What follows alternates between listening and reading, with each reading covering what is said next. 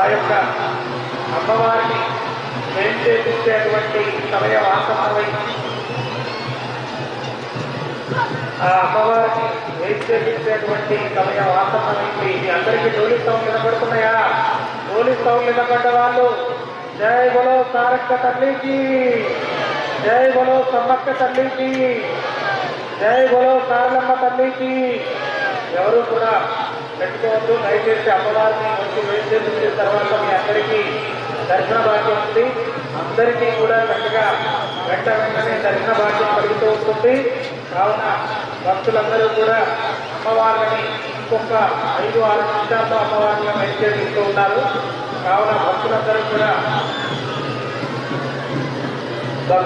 కూడా అమ్మవారి సేవలో ధరించాలని కోరుతూ ఉన్నారు. అదిగో అమ్మవారు ఆలయ ప్రాంగణం